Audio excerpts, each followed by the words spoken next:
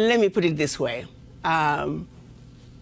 Maybe I lasted longer than I probably would have based on my views on France. And it's not even my view. It's basically stating the facts in terms of what France is doing to Africa.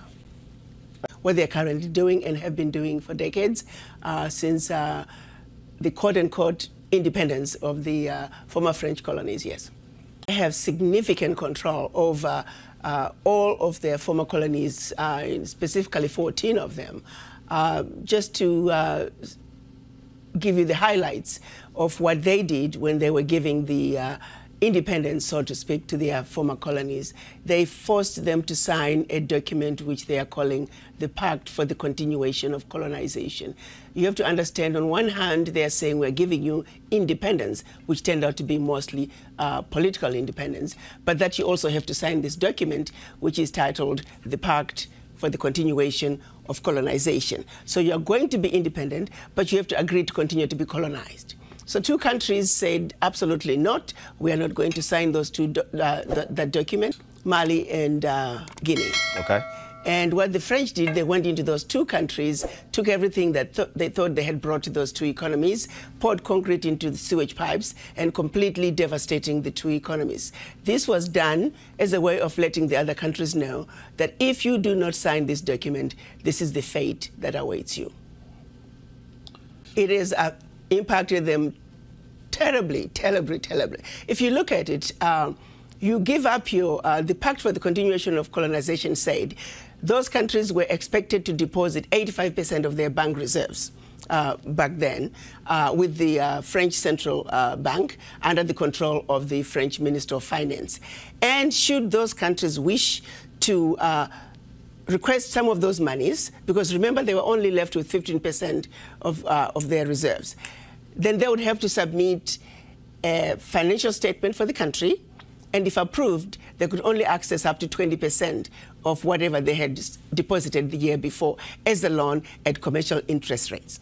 The only difference now is the 85% deposits have now been lowered down to maybe between 50 and 60%. But the countries are still forced and required to deposit their bank reserves with the French Central Bank. So picture this situation. You are depositing all your monies with France. Should you need some of your money, you get it as a loan at commercial interest rates. So immediately, you have a credit with France, but you begin to owe France. This has been going on and continues to this day. So combined, the 14 countries are giving to France cash, cold hard cash, over $500 billion every year.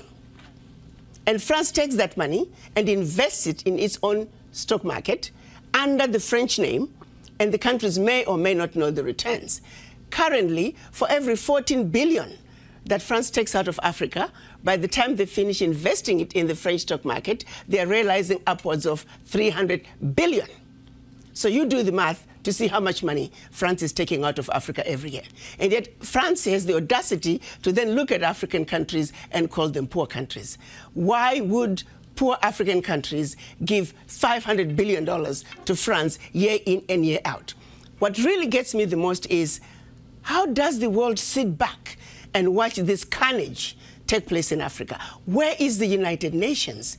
This is the body that's supposed to be looking out for any violations of human rights. It is my humble opinion that singularly, what France is doing to Africa is the biggest violation of human rights. Women and children are dying of starvation, youth unemployment, when the same poor countries are giving $500 billion to France. It simply does not make any sense. And I don't know how the world can sit back and watch all this unfold and nobody is saying anything. It's unacceptable. It is wrong, and we're simply asking France to do what is right, what is just, and what is fair with the Africans.